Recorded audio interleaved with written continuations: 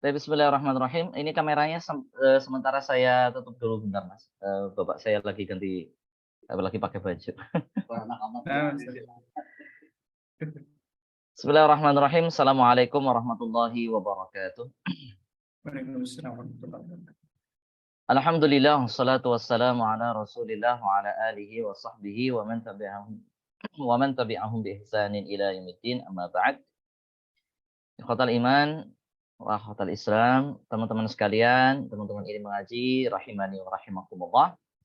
Pada kesempatan sore hari ini insyaallah taala kita akan melanjutkan membaca dan mentelaah matan Safinatun Najah yang pada kesempatan sore hari ini kita akan melanjutkan pada pembahasan masalah hukum air ya atau ahkamul ma ya, hukum air.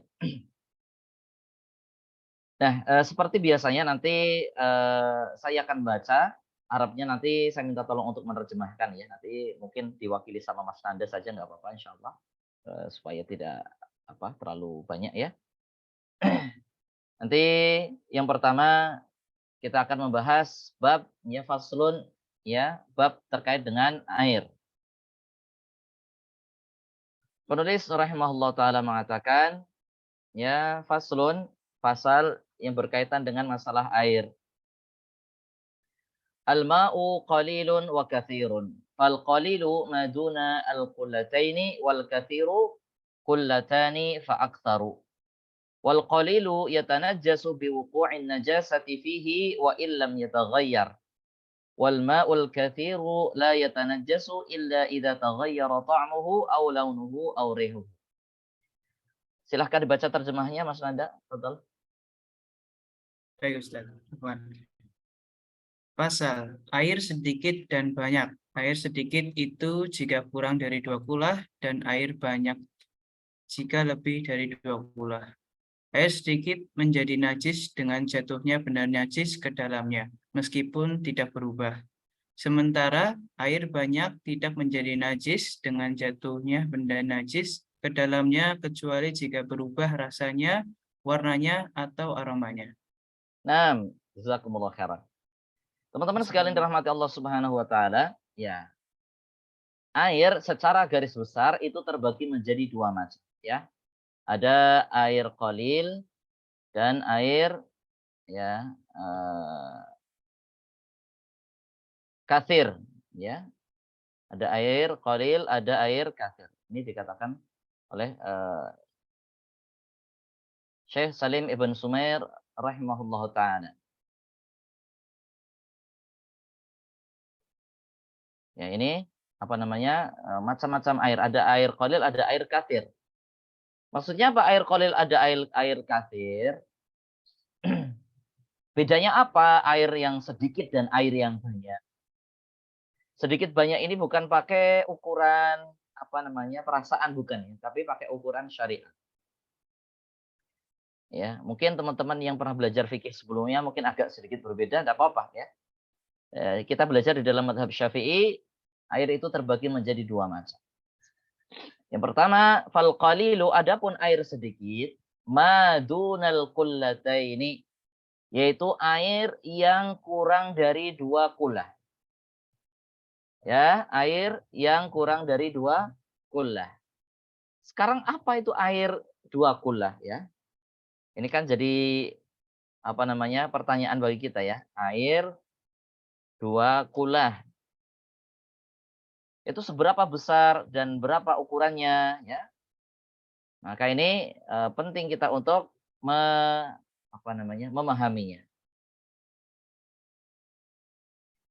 Saya kasih gambar di PPT Mas ya. Sebentar. Karena kita online jadi nggak bisa ini ya. Oh, saya bisa coret-coret. Di ini ya.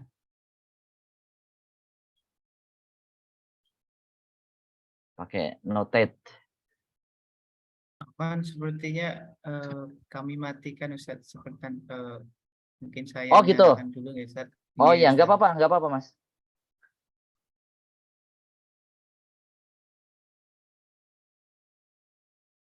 Sudah?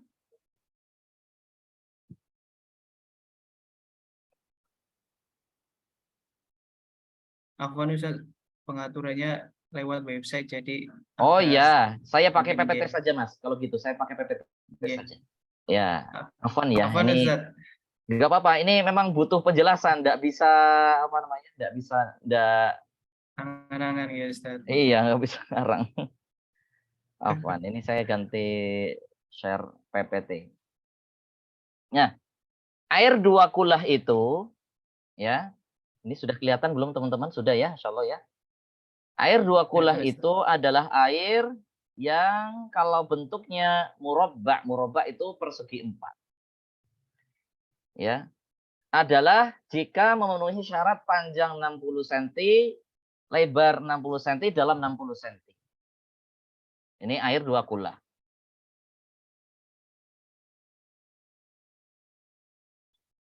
Saya pakai ini ya. Nah, ini ya. Jadi panjang, lebar, tinggi itu 60 cm minimal ya. Minimal. Nanti volumenya sama dengan 216 liter. Nah, itu minimal suatu wadah itu disebut air 2 kulah. Ini hadis 2 kulah ini atau dalilnya apa? Dalilnya ada dan sahih. Ya, meskipun nanti kalau berbicara perbedaan pendapat, apakah ada yang mendhaifkan? Ya ada gitu. Cuma konteks kita karena kita belajar pakai mazhab Syafi'i, maka ini ya air itu dibedakan menjadi dua, air sedikit dan air banyak. Dan air sedikit itu kalau kurang dari 216 liter. Ya.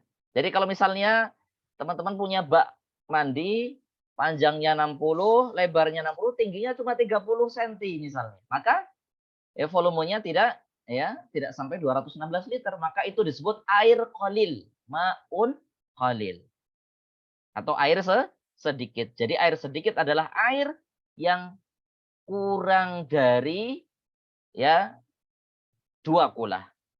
Air yang kurang dari 2 kulah. Adapun kalau bentuk bundar seperti ini ya, ini sepertinya apa namanya? Hasil perhitungan ya. Kalau dasarnya itu 135 ya atau diameternya ya. Ini garis tengahnya diameternya 43, tingginya 97,2 dan lebarnya kelilingnya 135. Ini nanti ini juga jadi dua kulah. Cuman biasanya yang dipakai untuk apa namanya, ngasih gambaran itu yang pertama ini yang gampang ya, 60, 60, 60, itu paling gampang. Kalau teman-teman pengen ngecek ember, misalnya di kamar mandi embernya itu sudah 2 kulah atau belum, bisa pakai ukuran yang kedua ini. Tingginya 97, ya, tingginya 97. Kemudian lebarnya, atau bukan lebar ya, diameternya ya setengah meter lah, 43,2 ya. Kemudian kelilingnya segini. Ya. Cuman kan ember kadang bentuknya kecil di bawah ya, kecil di bawah ya. Maka mungkin nanti bisa dikompromikan. Mungkin tingginya 1 meter full, lebarnya setengah meter ya. Mungkin dasarnya yang bisa dipakai acuan. Sekarang kan ada ember yang gede gitu ya. Dan itu full. Kalau full maka jadi 2 kulah. Bisa dipahami sampai di sini ya, makna 2 kulah ya. Baik, ini makna 2 kulah yang dimaksudkan oleh para ulama. Dan hitungan ini konversi ke zaman sekarang ya. Ya, konversi zaman sekarang. Karena nanti kalau pakai perhitungan zaman dahulu nanti berbeda-beda. Ya, ada yang mengatakan 200 sekian liter ya. Cuma yang paling mudah adalah ini, yaitu 60, 60, 60. Sehingga volume minimal air 2 kulah adalah 216 liter. Kurang dari itu maka disebut air qalil. Ya. Baik. Jadi kalau airnya itu 216 ke atas, maka disebut air ya kathir. Air kathir. Karena apa? Minimal 2 kulah. Jadi air qalil itu adalah air yang kurang dari 2 kulah. Ya, kurang dari 2 kulah. Nah, 2 kulah itu sama dengan 216 liter. Ya, liter. Ini kalau pakai tab gampang ya. Afwan, ini saya manual pakai mouse ya. Ya enggak apa-apa, mudah-mudahan bisa dipahami teman-teman ya. Tab. Ini air kolil, namanya apa? Air kolil. Nah, air kathir itu kebalikannya. Ya. Air kathir itu kebalikan dari air kolil. Apa? Kalau ini kurang dari 2 kulah, kalau air kathir itu apa? Lebih dari atau sama dengan 2 kulah. Ya. 2 ya. Lebih dari atau sama dengan 2 kulah. Ya. Berapa jumlahnya? Berarti apa? Ya, lebih dari atau sama dengan 216 liter. Ini kayak pelajaran matematika ya. Tidak apa-apa. Taib. Ini air kathir. Nah, sekarang pertanyaannya kenapa dibahas?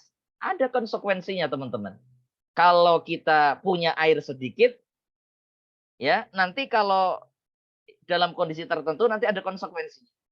Kalau kita punya air banyak, nanti dalam kondisi tertentu ada konsekuensinya. Tapi kita kembali ke matan ya. Ini sudah dipahami ya, teman-teman ya. Air 2 kulah dan air yang kurang dari 2 kulah. Baik.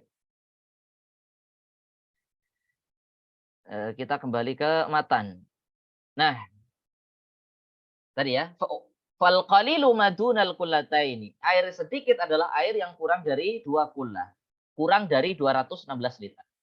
Wal kathiru kullatani fa'aktharu. Harusnya fa'aktharo. Ini salah tulisannya fa'aktharo. Ya, bukan tummah. Sedangkan air banyak, air kathir adalah air yang 2 kulah atau lebih. Fa'akthar artinya atau lebih. Konsekuensinya apa? Ya, dari 2 jenis air atau 2 macam air ini, fal qalilu, kata penulis rahimahullah taala. Air yang sedikit yatanajjasu biwuqu'in najasati fihi. Kalau air itu kurang dari 2 kulah atau air qalil, ya, maka ketika kejatuhan najis, maka otomatis najis. Meskipun itu 1 ember. Ya, meskipun itu 1 ember. Padahal misalnya ada, mohon maaf, apa sih, kotoran ayam misalnya ya, kecemplung.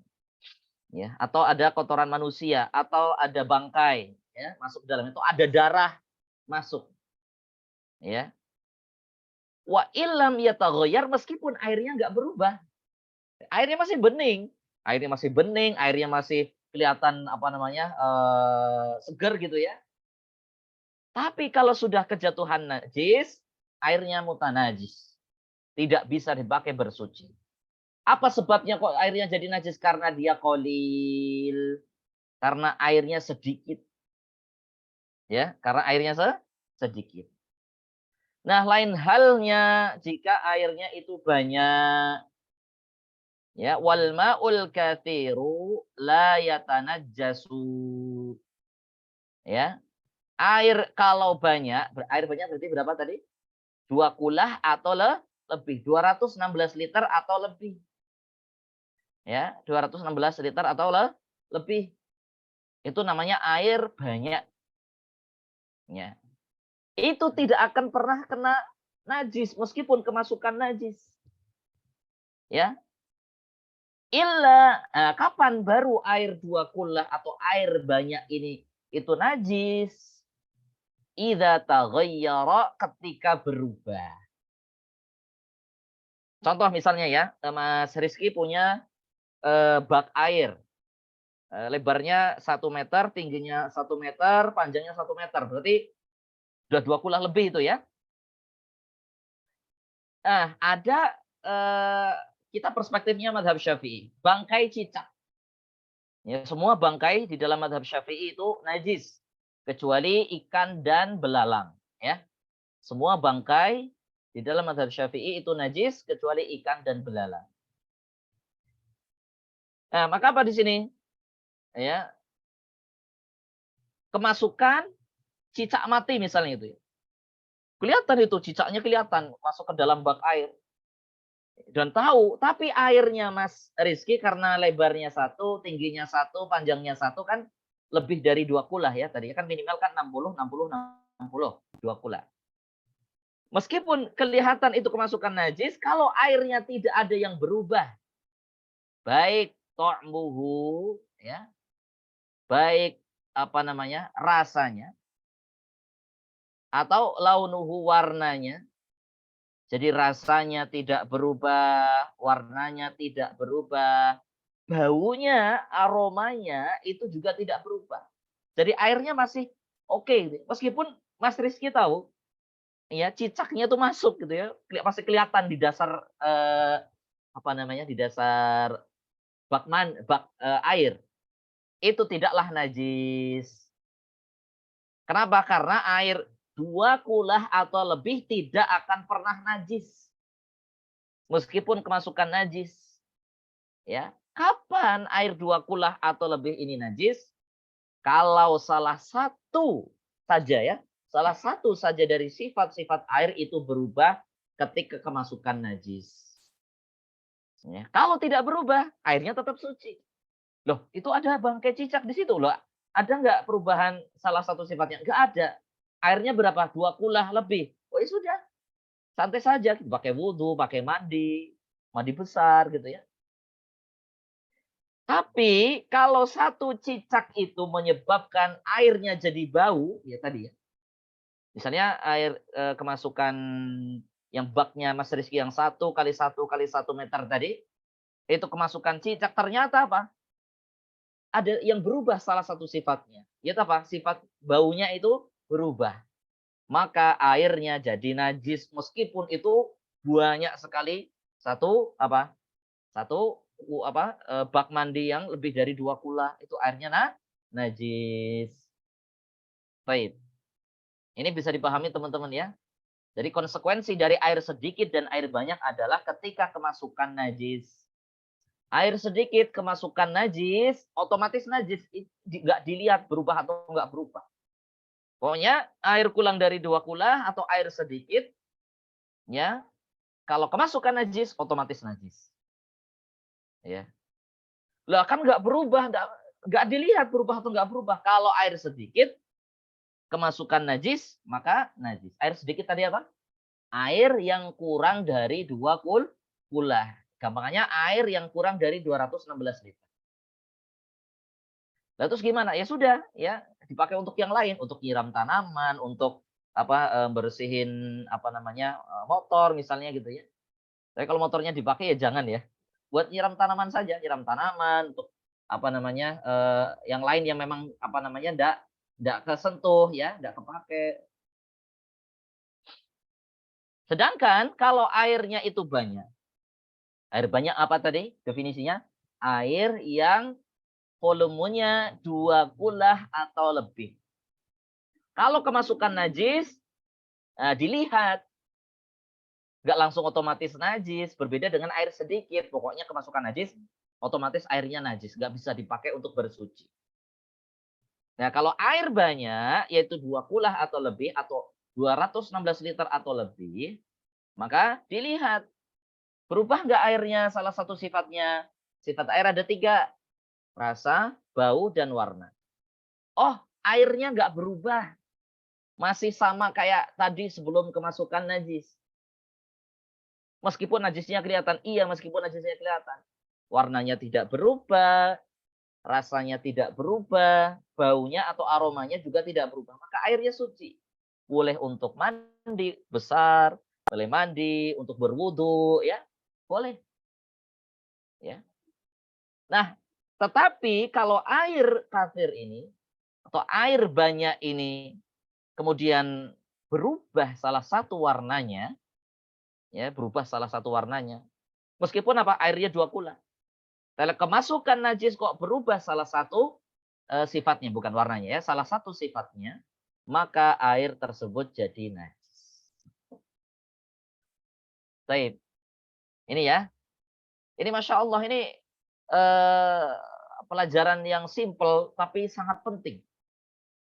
Apalagi kalau di kamar mandi teman-teman itu airnya pakai ember yang kecil. pipisnya berdiri, nyiprat kemana-mana itu ya. Ini yang jadi masalah.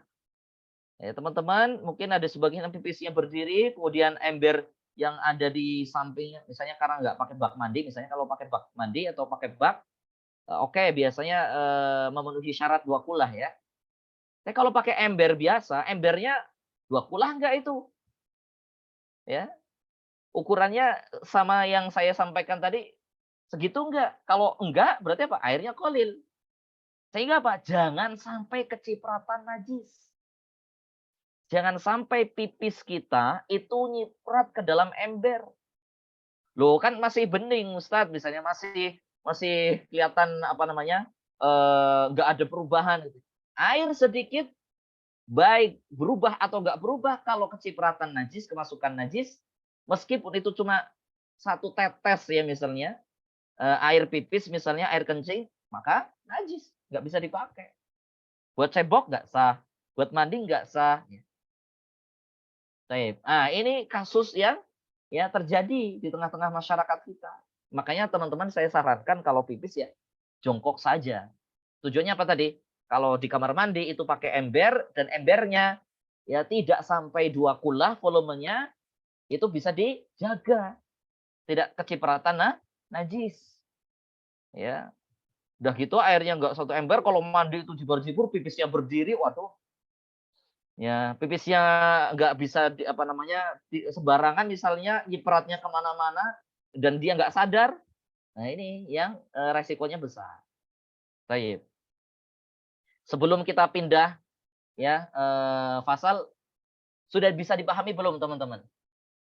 Perbedaan air sedikit dan air banyak.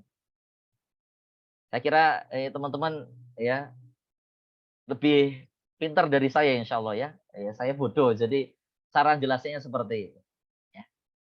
Baik, ini air sedikit dan air banyak serta konsekuensinya. Sehingga kalau teman-teman di rumah airnya itu tidak sampai 2 kulah, maka kewajiban teman-teman apa? Menjaga supaya ember atau bak mandi yang dimiliki itu jangan sampai kecipratan najis. Ya, bukan nggak boleh pakai, boleh-boleh saja, nggak masalah, mau punyanya ember yang ukuran segitu gitu. Tapi jangan sampai ya dari najis yang keluar saat kita buang air kecil atau air besar misalnya, itu nyiprat ke dalam ember. Karena kurang dari 2 kulah, otomatis airnya jadi najis. Tidak bisa dipakai. Nah, ada pertanyaan sebelum kita pindah pasal? Nggak ada ya? Baik, Masya Allah. Alhamdulillah. Kita masuk pasal yang berikutnya. Eh, Pasal ya mujibatul ghusli. Hal-hal yang mewajibkan mandi. Namun sebelumnya saya sampaikan kepada teman-teman ya terkait dengan pasal ini, mungkin nanti akan sedikit apa namanya, bahasa kita vulgar gitu ya. Tapi sebisa mungkin nanti saya pakai bahasa kiasan ya supaya tentunya kita sebagai orang Indonesia ya yang jaga adab dan seterusnya. Ya, karena apa? Hal-hal yang mewajibkan mandi ini banyak berkaitan dengan aurat ya, berkaitan dengan aurat. Baik. Faslun mujibatul ghusli sittatun. Pasal hal-hal yang mewajibkan mandi ada 6. Al-awwalu ilajul hasyafati fil farji. Wa tsani khurujul mani. Wa tsalits al-haidu. Wa rabi'u an-nifasu. Bukan an-nafas ya, ini salah ketik, harusnya an-nifasu. Al-khamisu al-wiladatu. Ya, yang ke ya wal wasadisu al-mautu. Silahkan Mas Nanda bisa dibaca terjemahnya.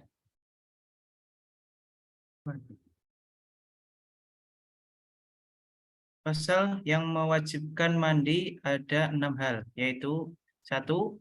Masuknya hasyafah atau kuncup zakar ke farji atau vagina. 2. Keluarnya mani. 3. Haid. 4. Nifas. 5. Melahirkan. Dan 6. Meninggal. Nah, baik. Iya. Qala al-musannifu Syekh Salim Ibn Sumair rahimahullah taala bahwasanya perkara yang mewajibkan mandi itu ada 6.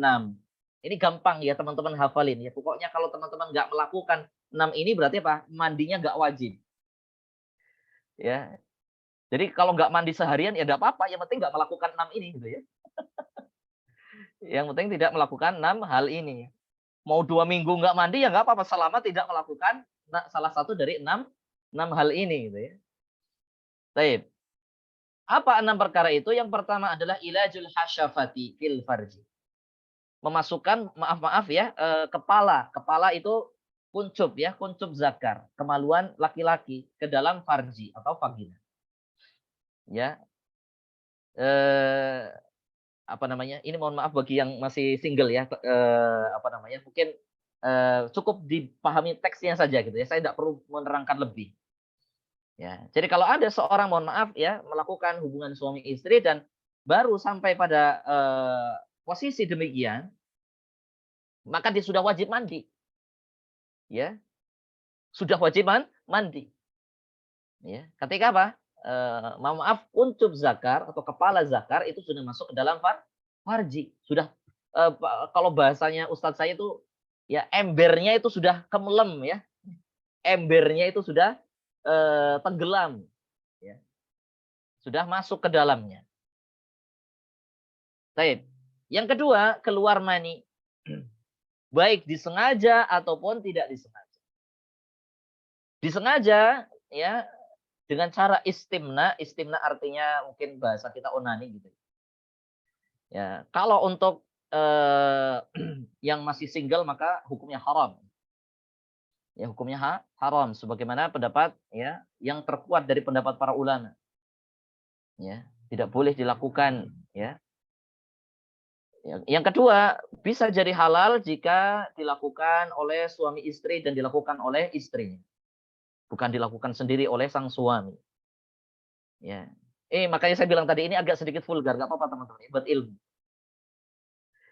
Baik, yang kedua, ya, tidak sengaja yaitu mimpi basah.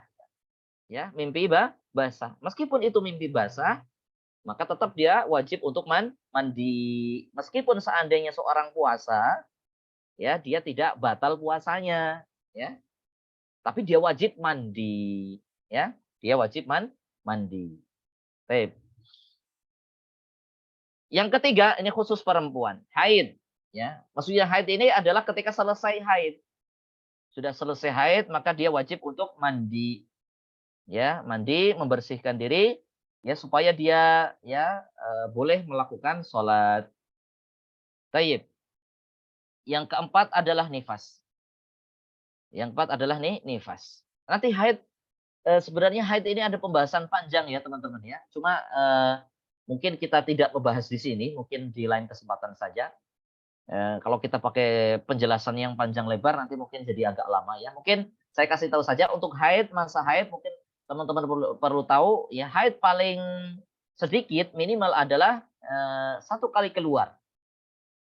Ya, 1 kali keluar darah itu minimal. Ya, dan maksimal haid adalah 14 hari. Ya, 14 hari. Sehingga para ulama di dalam mazhab Syafi'i jika lebih dari 14 hari maka itu darah rusak. Dari mana tahu? Imam Syafi'i beliau melakukan penelitian. Ya. Dengan siapa ya? Dengan istrinya ya, bukan dengan orang lain. Beliau melakukan penelitian. Sehingga minimal haid itu ya 1 kali keluar darah. Dan maksimal 14 hari. Sehingga kalau masih ada wanita, misalnya istri jenengan misalnya ya. Ya, istri haid sampai 20 hari. Ini kok keluar darah terus? Itu bukan haid lagi namanya, tapi apa? Darah rusak. Istilahnya istihadah. Ya, namanya ya darah istihadah. Darah rusak. Bukan haid lagi. Baik. Ini haid. Yang keempat adalah nifas. Nifas adalah kondisi di mana rahim seorang wanita ya kosong dari anaknya. Berarti apa? Sudah melahirkan. Kondisi setelah melahirkan. Ya, kemudian kan keluar darah ya. Maka darah yang keluar setelah nifas ini disebut darah nifas. Ya, maksimal nifas ya menurut penelitian para ulama adalah 40 hari. Ya, minimal ya. Minimal, betul ya, minimal 40 hari. Sebentar, saya cek dulu.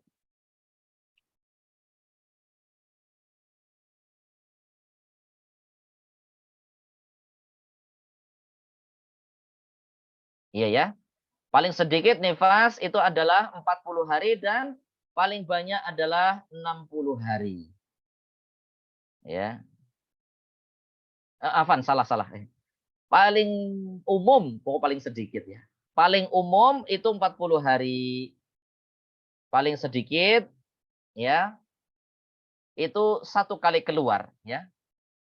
Satu kali keluar. Kalau pakai bahasa para ulama, lahdzah. Satu kali keluar ya. Ya, keluar darah ya, satu kali itu minimal nifas.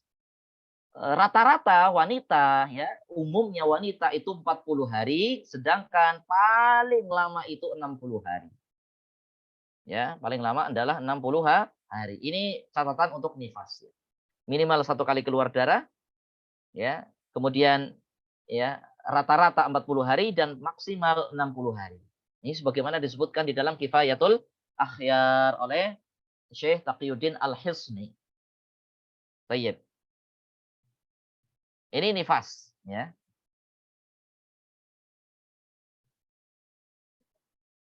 Kemudian yang berikutnya tadi untuk apa namanya? Haid ya. Saya sekalian kasih catatan ya untuk haid. Tadi minimal haid adalah satu kali keluar atau lahdzah. Ya, satu kali keluar atau lahdzah. Sedangkan umumnya wanita haid itu ya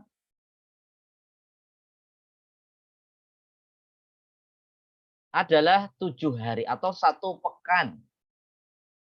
Ya, ya. Umumnya wanita ya, atau gampangannya umumnya haid itu 7 hari.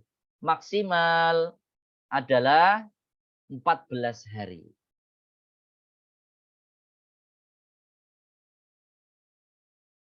Ya, 14 sampai 15 hari ya. Ini di ya keterangan para ulama ya, maksimal 14 sampai 15 hari. Sehingga jika lebih dari 14 sampai 15 hari, maka itu dianggap sebagai damul fasad atau darah rusak. Minimal haid tadi apa? Satu kali keluar. Umumnya haid ya itu adalah 6 sampai 7 hari, ya paling banyak 15 hari ya. 15 hari. Sehingga kalau punya istri kok ini udah hari ke 18 kok masih haid, jenengan harus nanya. Ya, ini kamu haid setelah 15 hari ya udah berapa hari misalnya? Oh, udah 3 hari. Misalnya berarti apa? Kemarin-kemarin tuh wajib sholat ya dengan ketentuan khusus. Ya, mudah-mudahan nanti ketemu ya babnya insyaallah ya. Ya, meskipun ini wanita yang harus belajar, tapi suami harus ngerti. Jangan sampai ditanya sama istrinya, Mas ini kok haidnya nggak selesai-selesai gitu ya. Waduh, aku ya orang ngerti gitu. Waduh, saya juga nggak ngerti. Ini juga apa namanya? Jadi jadi semacam apa ya? Keprihatinan gitu ya. Istrinya nggak paham, suaminya radong. Wah ini bahaya sekali kalau demikian. Step. Ini untuk haid ya. Jadi saya ulangi untuk haid minimal satu kali keluar atau lahdzah. Rata-rata 6 sampai 7 hari, maksimal 15 hari. Saya ralat tadi 14 hari ya. Ganti ya. Jadi 15 hari. Kemudian kalau nifas minimal satu kali keluar ya. Rata-rata 40 hari, ya maksimal paling lama nifas adalah 40 hari. 60 hari. Nah, apakah nifas ini hanya terjadi untuk kelahiran normal? Ini pertanyaan yang pernah saya tanyakan sama Ustaz Agus ya, hafizahullah taala. Beliau saya tanya, apakah kelahiran normal saja ya? Bagaimana dengan yang sesar? Ya, bagaimana dengan yang sesar? Ya, apakah mereka mengalami nifas? Jawabannya iya. Ya, jawabannya iya. Yang sesar ini juga mengalami nifas, maka tidak dibatasi dengan kelahiran normal. Yang sesar ini juga bisa mengalami nifas. Ketentuannya sama, ya, ketentuannya sama. Baik. Kemudian ya nomor 5 al-khamisu, kewajiban mandi adalah al-wiladah, setelah melahirkan. Jadi setelah melahirkan itu berbeda dengan nifas ya. Ya. Nifas itu sendiri setelah melahirkan itu sendiri. Di dalam madhab Syafi'i, wanita setelah melahirkan maka wajib mandi. Ya, tentunya jika sesar, mandinya ya disesuaikan. Ya, mandinya disesuaikan. Tayyib. Meskipun ya nanti ada perbedaan pendapat di antara ulama, namun untuk kehati-hatian dan mungkin juga biar bersih badannya gitu ya, maka ya pendapat ini ya bisa dijadikan sebagai ya pertimbangan ya untuk kehati-hatian. Baik, yang keenam yang terakhir adalah al-mautu karena mati. Ya, ya, yang terakhir wajib mandi karena mati. Tentunya mandinya di sini bukan mandi sendiri ya, tapi dimandikan sama orang lain, ya. Karena nggak mungkin bisa mandi sendiri. Jadi wajib mandi sini maksudnya wajib dimandikan. Ya, wajib dimandikan. Namun catatan ini untuk mayit muslim. Untuk mayit muslim. Baik, jadi kalau teman-teman tidak mengalami 6 hal ini, maka tidak ada kewajiban mandi. Mandinya ya mubah saja ya. Ya, kecuali mau Jumatan, misalnya teman-teman sunnah mandi gitu ya. Ya, atau mau misalnya sholat Id, misalnya itu mandi karena sunnah ya. Itu beda hal. Tapi kalau tidak ada apa namanya?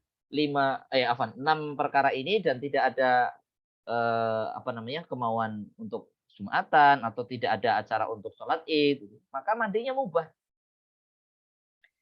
Ya, selama badan jenengan tidak bau, tidak masalah tidak mandi, jangan sampai merasa berdosa gitu, tidak masalah. Tapi masalahnya bisa enggak kita jamin badan kita enggak bau gitu ya. Kalau kerja seharian di ruang ber-AC mungkin bisa. Kalau kerjaannya kuli ya, kuli bukan kuliah. Ya kerjaannya kuli ya, maka ya berkeringat ya, kemudian sampai apa namanya? Banyak sekali mengeluarkan cairan tubuh, tentunya ini bau. Ya, ini bisa mengganggu orang lain kalau tidak mandi, ya. Maka ya dalam hal ini dia diperintahkan untuk mandi, ya, diperintahkan untuk mandi dalam rangka menjaga ya supaya tidak menyakiti orang lain, ya, supaya tidak menyakiti orang orang lain. Nah, ada pertanyaan di pasal yang ya yang berikutnya ini pasal tentang hal-hal yang mewajibkan mandi? Apa nih, Ustaz? Iya. Bertanya tentang yang tadi air itu, yang sebelum mandi tadi, Oh berarti iya. yang Baik. tentang air kodel sama air kasir. Bagaimana sikap kita ketika posisi di kamar mandi memang adanya ember kecil, apakah harus di-upgrade ke yang lebih besar atau bagaimana untuk keamanannya? Atau ngambil tutup atau kayak gitu? Baik, ya. Kalau memang punyanya itu dan kalau beli nanti juga, apa namanya, buang-buang, apa namanya, ember yang kecil ini buat apa gitu, ya tidak apa-apa dipakai saja, Mas. Ya kewajiban kita adalah menjaga supaya tidak kecipratan najis. Ya, tidak kecipratan najis. Misalnya istri, jenengan kalau buang air itu jongkok misalnya sehingga tidak sampai kemana mana tidak sampai nyebar kemana mana, kalau insya Allah aman untuk dipakai.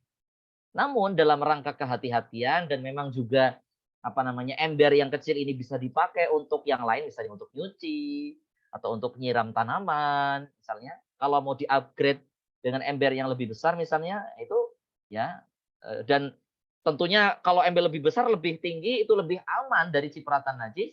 Ya tentunya jika memang tidak menyulitkan, itu lebih baik. Karena kan semakin kita menjaga ya, kalau tadi kan menjaganya dari kita ketika buang air gitu ya.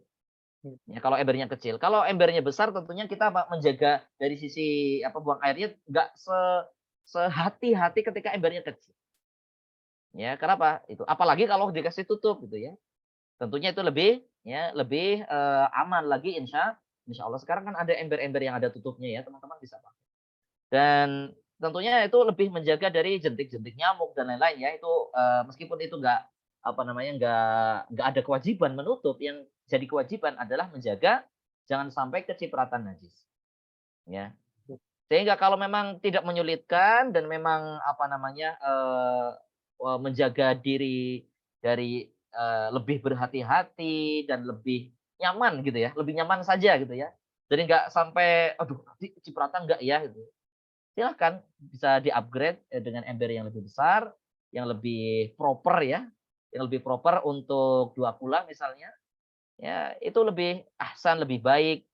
Ya tentunya karena dari sisi apa? Kita dalam rangka untuk ya menjaga ibadah kita, kalau kita niatkan dalam rangka untuk menjaga ibadah kita lebih sempurna, maka itu baik. Tapi kalau seandainya itu menyulitkan karena memang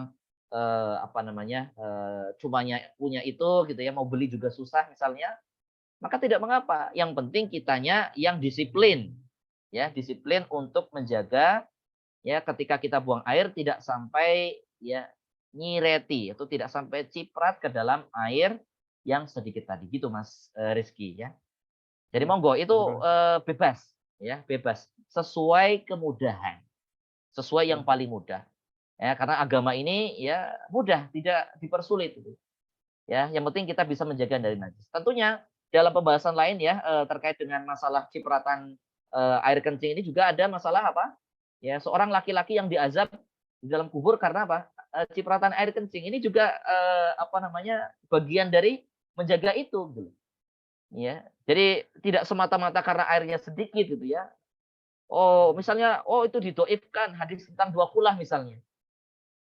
Tapi dalam hal yang lain apa? Kita harus menjaga dari cipratan air kencing. Kenapa? Dalam hadis ada riwayat yang mengatakan ada seorang yang disiksa kenapa?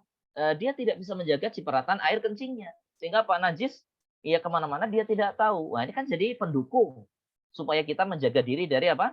Dari hal-hal yang bisa mengurangi kesempurnaan kita di dalam masalah wadah ya, masalah wadah untuk air. Begitu Mas Rizky. Wallahu a'lam. Terima kasih, Ustaz. Iya, sama-sama. Baik, untuk yang mujibatul ghusl tidak ada yang ditanyakan? Kalau Bukan tidak Ustadz, kita oh iya, monggo silakan. menyambung pertanyaan sebelumnya dari Paman terkait ember yang kecil, Iya. mungkin ada ember yang lebih besar itu tapi masih tingginya setengah badan kita, Ustadz. Tapi ketika kita membersihkan bukan waktu keluarnya najis, itu air ketika membersihkannya cipratan dari badan kita masuk ke ember. Bagaimana, Mas Ustadz? Tapi pertanyaan bagus sekali. Ini terkait dengan macam-macam air ya. Sebenarnya di Safinatun Najah ini ada satu yang mungkin tidak diterangkan di buku-buku yang lain, yaitu terkait dengan macam-macam air. Dari sisi apa? Ininya mungkin nanti saya tambahkan saja di pertemuan berikutnya insya Allah ya. Meskipun itu bukan bagian dari Safinatun Najah tapi tidak apa-apa. Yaitu ada namanya air tahir. Ada air tahir, air suci, mutahhir mensucikan. Yang kedua ada namanya air tahir ghairu mutahhir. Air suci tapi tidak mensucikan. Ya. Air tahir mutahhir itu air mutlak. Air mutlak pokoknya kalau kita masih sebut itu air, ya itu boleh. Ya, air sungai, air sumur, air galon, air laut ya. Baik. Sedangkan yang kedua ada air tahir ghairu mutahhir, air yang suci tapi tidak mensucikan. Contohnya air kelapa, air teh, air kopi, suci. Apa buktinya suci? Boleh kita minum. Ya, boleh kita minum. Kalau najis nggak boleh kita minum, karena nggak boleh kita mengkonsumsi barang najis. Namun apa? Ya, dia tidak bisa mensucikan. Boleh nggak kita wudhu pakai air kopi? Nggak bisa. Nggak boleh. Meskipun kopinya teman-teman pakai saringan gitu ya sampai kelihatan bening misalnya, tidak boleh. Karena itu air tahir ghairu mutahhir, air suci tapi tidak mensucikan. Kemudian yang berikutnya ada air musta'mal. Air yang telah dipakai untuk bersuci air bekas. Ya, air air bekas untuk bersuci yang wajib. Bersuci yang wajib itu maksudnya gimana? Saya kasih contoh. Teman-teman berwudu, ya. Basuhan mana yang wajib? Pertama, kedua, apa ketiga, Mas Nanda? Basuhan mana yang wajib? Pertama, kedua, apa ketiga? Pertama, Ustaz. Yang pertama, yang kedua, yang ketiga sunnah. Sunnah. Maka yang disebut air mustakmal adalah air bekas basuhan pertama. Itu disebut air mustakmal. Ya. Yang kedua, kalau basuhan yang kedua, yang ketiga, maka airnya suci itu. Airnya air suci dan mensucikan. Sehingga kalau misalnya Mas Nanda air pertama dibuang, air kedua, basuhan kedua dan ketiga ditampung, misalnya dipakai lagi untuk wudhu, boleh.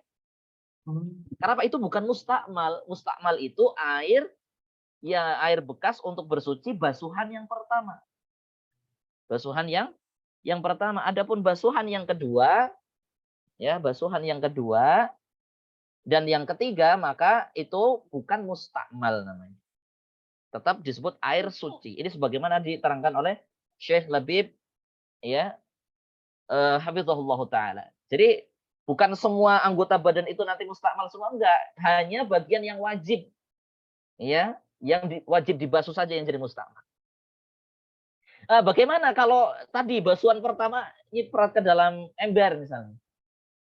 Maka diperkirakan, ya. Diperkirakan kira-kira kalau air yang nyiprat tadi itu seperti air bunga mawar, ya, kan air bunga mawar wangi, ya. Wangi enggak? Berubah enggak air yang di dalam ember? Oh, kayaknya enggak. Oh, cuma dikit banget. Kalau ya diperkirakan air yang nyiprat tadi adalah air jus. Ya. Ya, air jus. Ya. Kira-kira ngaruh enggak sama warna airnya dari sisi warna? Oh, enggak, cuma dikit banget nyipratnya.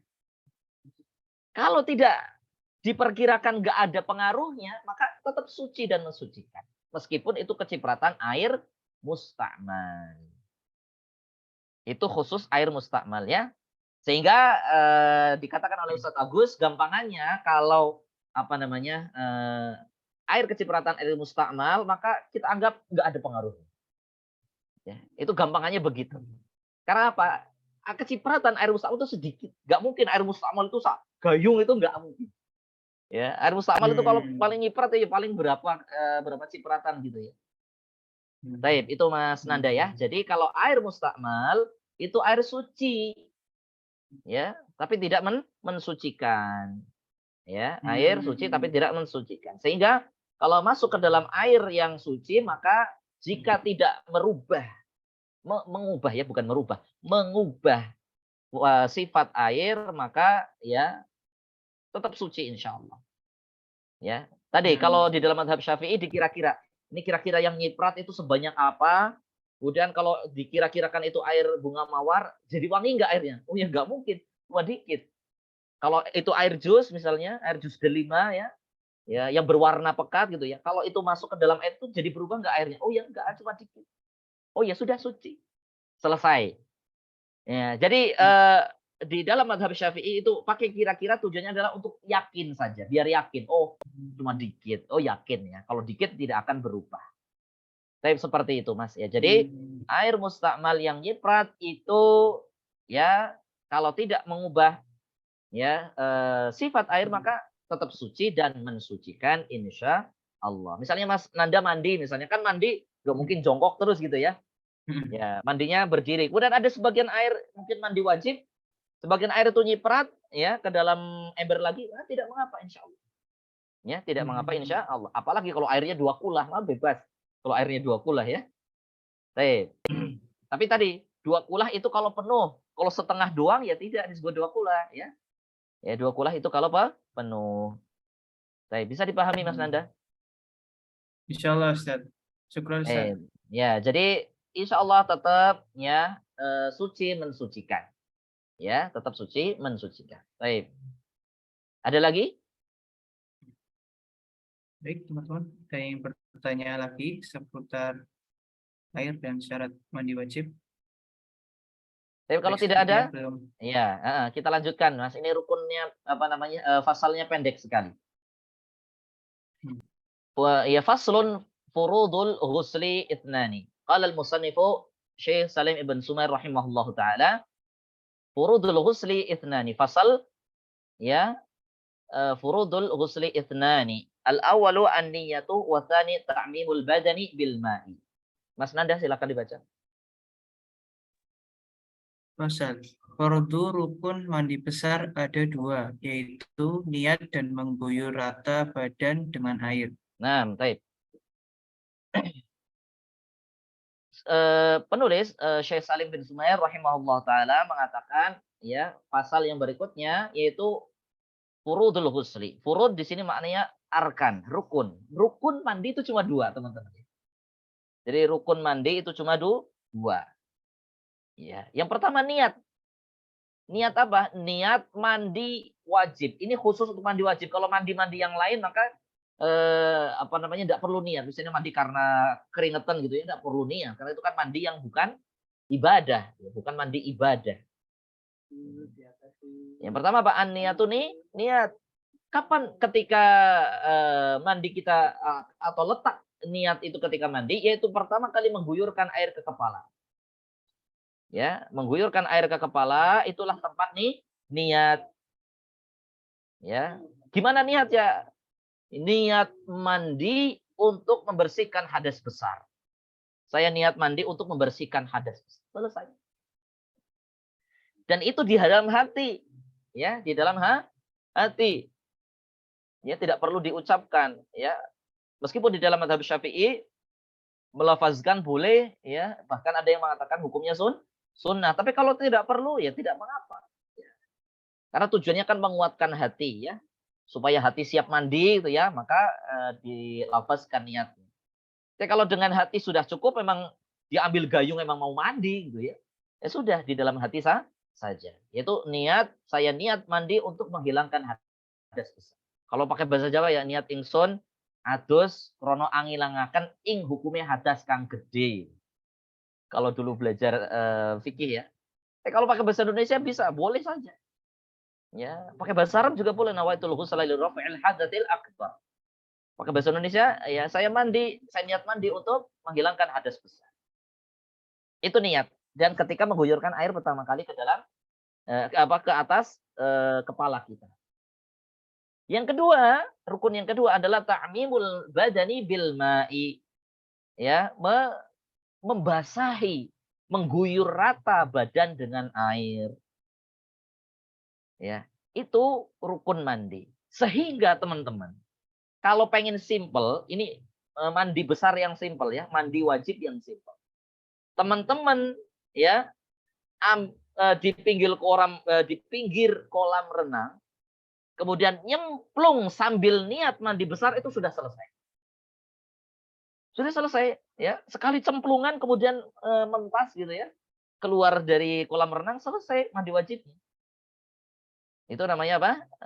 Mandi hanya memenuhi rukun saja. Ya. Jadi kalau ada seorang misalnya karena mepet qomat subuh misalnya karena mandi wajib di pagi hari misalnya, ya, kemudian dia cuma melakukan ini sah mandi wajibnya. Jadi niat ketika mengguyurkan air pertama kali kemudian apa yang penting basah seluruh tubuh. Ya, sudah cukup. Adapun cara mandi yang sunnah ya sebagaimana kita sering mendengar dan kita menonton ya, diawali dengan apa? Membersihkan ya kotoran-kotoran terlebih dahulu ya. Membersihkan kotoran, kemudian berikutnya adalah apa? Berwudu sebagaimana wudu mau sholat. Kemudian berikutnya membasahi rambut ya, di sela-sela rambut. Kemudian setelah itu apa? Ya, mengguyur dari atas ya. Kemudian kanan atas 3 kali, kanan 3 kali, kiri 3 kali, ya. Selesai. Nah, itu mandi yang sempurna ya, mandi yang sempurna. Karena apa? Itu disertai sunnah-sunnahnya. Disertai sunnah-sunnah. Nah, mungkin itu saja yang dapat kami sampaikan ya. Jadi ini menjadi jawaban bagi orang yang pengen mandi minimalis tapi sah. Ya, mandi minimalis tapi sah. Misalnya karena buru-buru atau karena kondisi yang mendesak, tidak bisa lama-lama mandi. Kan sebagian orang kalau mandi wajib itu lama banget gitu ya. Sampai seluruh tubuh dari ujung kepala sampai ujung kaki itu digosok-gosok ya. Baik, kalau pengen sah cukup lakukan ini. Semua air rata ya, terutama di bagian mohon maaf lipatan-lipatan tubuh itu diperhatikan ya. Lipatan keteknya, lipatan paha ya, selangkangan, kemudian telinga itu diperhatikan supaya semuanya basah. Baik, mungkin itu saja teman-teman yang kita bahas pada kesempatan sore hari ini. Jika ada pertanyaan dipersilahkan. Ini saya tidak terangkan panjang lebar karena memang ini kita bahas semata. Mudah-mudahan nanti kalau ada sedikit catatan-catatan saya tambahkan. Tapi untuk mandi sudah cukup demikian. Tapi kalau ada pertanyaan silahkan ya kami persilahkan. Untuk syarat wudu nanti kita akan bahas di pertemuan berikutnya saja insyaallah. Sallallahu ala nabiyyina Muhammadin wa ala alihi washabihi wasallam wa akhiru da'wana anil hamdulillahi rabbil alamin. Baik, jazakumullah khair Ustaz atas penjelasannya. Teman-teman yang ingin bertanya monggo dipersilahkan. Satu penanya terakhir. Belum ada nggih? Sepertinya belum ada Ustaz. Monggo bisa ditutup saja. Baik, jazakumullah khairan pada teman-teman sekalian yang berkenan mengaji pada kesempatan sore hari ini. Intinya kita belajar hal-hal dasar semacam ini tujuannya adalah supaya ibadah kita sempurna. Supaya ibadah kita minimal sah. Sehingga kita sehingga kewajiban kita sebagai seorang muslim gugur. Karena kalau tidak sah maka kewajiban itu masih ada. Ya, dan kalau itu terus-terusan kita lakukan bisa menjadi dosa. Ya, kenapa? Ibadah kita tidak sah. Karena sah artinya gugur kewajiban. Ya, kalau tidak sah maka masih ada kewajiban. Ya. Dan kewajiban itu tidaklah gugur sebelum dia menyelesaikannya. Sebagaimana seorang berpuasa, ya dia tidak sah ya ketika dia tidak memenuhi rukun-rukunnya ya, atau dia batal, maka harus mengulang, harus nyarutang bahasa kita ya, harus qadha. Maka demikian pula ibadah-ibadah yang lainnya. Maka jangan sampai ya karena keteledoran kita, kecerobohan kita tidak mau belajar, sehingga ibadah-ibadah yang simple, yang mungkin kita katakan kayak gitu doang gitu ya, kita nggak bisa, kita nggak becus, kita nggak mampu. Ya, mandi misalnya gitu ya, mandi nggak bisa. Gitu. Ya, ternyata selama ini mandi wajib nggak pernah niat. Ya udah basa-basa aja gitu dong. Mau sampai ya satu ya kolam renang air habis, kalau tidak niat tidak akan pernah menghilangkan hadas besar. Karena apa? Inti dari ya mandi supaya hilang hadas besar adalah niat dan meratai seluruh tubuh dengan air. Begitu ya. Baik. Jadi ini sangat penting bagi kita semuanya untuk belajar fikih dari dasar. Ini saja kita bahas pada kesempatan sore ini. Jazakumullah khairan kepada teman-teman yang berkenan hadir. Insyaallah kita lanjutkan dengan pembahasan yang berikutnya yaitu bab rukun wudu. Dan demikian untuk pertemuan kali ini kita cukupkan. Insyaallah kita bertemu lagi di pertemuan berikutnya. Kita akhiri naktafi bihadzal qadar fi kafaratil majlis. Subhanaka Allahumma wa bihamdika asyhadu an la ilaha illa anta astaghfiruka wa atubu ilaik. Jazakumullah khairan wa barakallahu fikum. Assalamualaikum warahmatullahi wabarakatuh. Waalaikumsalam warahmatullahi wabarakatuh. Jazakumullah khairan. Ustaz.